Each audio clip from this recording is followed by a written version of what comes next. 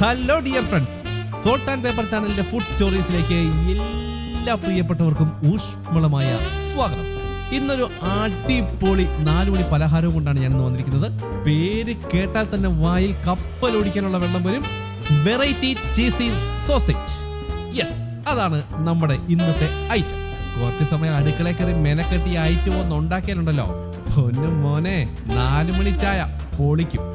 പിന്നെ ഇത് കഴിക്കാൻ വേണ്ടി അടുക്കളയിലോട്ട് വെറുതെ ഓടിച്ചെന്നിട്ട് കാര്യമില്ല. ഞാൻ പറയുന്ന ഐറ്റം അടക്കം ചിക്കൻ അടക്കം കുറെ സാധനങ്ങൾ ഇതുണ്ടാക്കണമെങ്കിൽ വേണം. അതെന്തൊക്കെയാണെന്നുള്ളത് വളരെ ഡീറ്റെയിൽ ആയിട്ട് ഞാൻ ഇപ്പോൾ പറഞ്ഞു. ഇനി നിങ്ങൾ ഏവരും ആകാംക്ഷയോടെ കാത്തിരിക്കുന്ന ഇൻഗ്രീഡിയൻസ് ഏതൊക്കെയാണെന്ന് ഞാൻ ആദ്യം തന്നെ പറഞ്ഞു.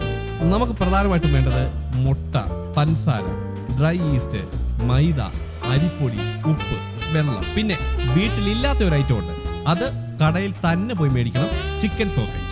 അപ്പൊ നമുക്ക് ഇന്നത്തെ ഈ മേക്കിങ്ങിലേക്ക് കടന്നാലോ. ആദ്യം ഒരു മുട്ട എടുത്ത് നന്നായിട്ട് ഉടച്ച് അതിലേക്ക് ഒരു 30 ഗ്രാം പഞ്ചസാരയും 4 ഗ്രാം ഡ്രൈ ഈസ്റ്റും കൂടെ ചേർത്ത് നന്നായിട്ടൊന്ന് മിക്സ് ചെയ്യുക. പിന്നെ നമുക്ക് ചെയ്യാനുള്ള പണി 150 ഗ്രാം മൈദയും 50 ഗ്രാം അരിപ്പൊടിയും ഒരു 4 ഗ്രാം ഉപ്പ്. 4 ഗ്രാം എന്ന് പറയുമ്പോൾ ഈ ഐറ്റത്തിന് ആവശ്യമായ അളവിലുള്ള ഉപ്പ്. ഇത് മൂന്നും കൂടെ ചേർത്ത് നന്നായിട്ടൊന്ന് മിക്സ് ചെയ്ത് അതും അങ്ങ് മാറ്റി വെക്കുക.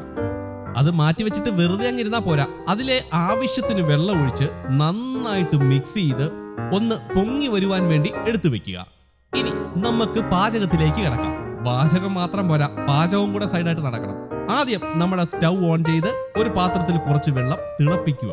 അതിലേക്ക് ഒരു 5 സോസേജ് ഇട്ട് നന്നായിട്ട് അതൊന്ന് വേവിച്ചെടുക്കുക. വെറുതെ വേവിച്ചാൽ പോരാ, ഒരു 2 മിനിറ്റെങ്കിലും നന്നായിട്ട് അത് വേവിക്കണം.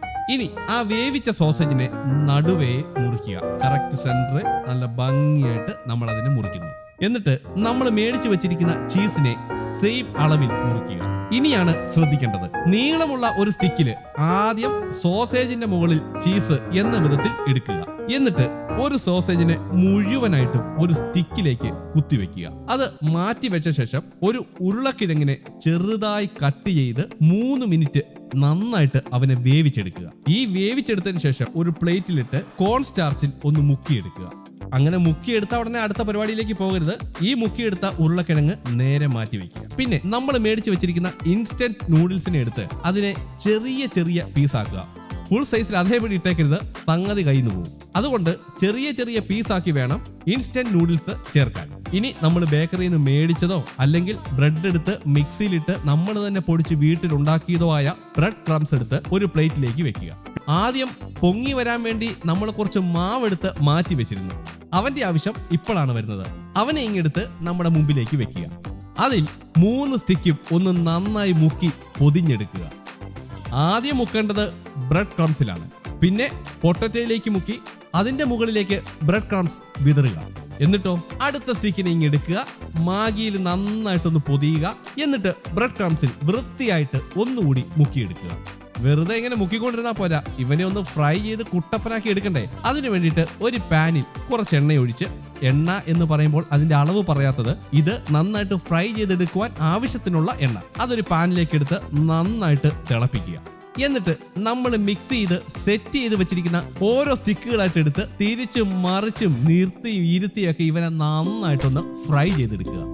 ഇനി നല്ല ഒരു സൂപ്പർ ചായയും വിട്ട് ഇവനെ ഒരു സെർവിങ് ഡിഷിലേക്ക് ആക്കി അതിന്റെ മുകളിൽ കുറച്ച് സോസ് ഒക്കെ അങ്ങോട്ട് വെതറി ഡെക്കറേറ്റ് ചെയ്ത് ഒറ്റ ഇരിപ്പിന് ചായയോടൊപ്പം അടിപൊളിയായിട്ട് കഴിക്കുക.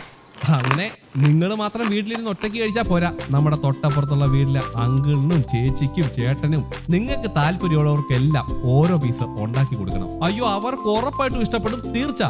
നിങ്ങൾക്ക് ഈ ഐറ്റം ഇഷ്ടപ്പെട്ടെങ്കിൽ തീർച്ചയായും നമ്മുടെ കമന്റ് ബോക്സിൽ വന്ന് വളരെ സത്യസന്ധമായ ഒരു കമന്റ് ഇടണം, ലൈക്ക് ചെയ്യണം, ഷെയർ ചെയ്യണം. പിന്നെ നമ്മുടെ ചാനൽ ഇതുവരെ സബ്സ്ക്രൈബ് ചെയ്തില്ലെങ്കിൽ അത് സബ്സ്ക്രൈബ് ചെയ്യുക. ആ സൈഡിലുള്ള ടിങ് ടിങ് അതിലും കൂടെ ഒന്ന് അമർത്തിയേക്കണം. ഓക്കെ, അപ്പോൾ ഇതുപോലുള്ള കിടിലൻ കിടുക്കാച്ച് വെറൈറ്റി ഐറ്റംസുമായിട്ട് ഞാൻ വീണ്ടും എത്തും സോൾട്ട് ആൻഡ് പേപ്പർ ചാനലിന്റെ ഫുഡ് സ്റ്റോറീസിലൂടെ.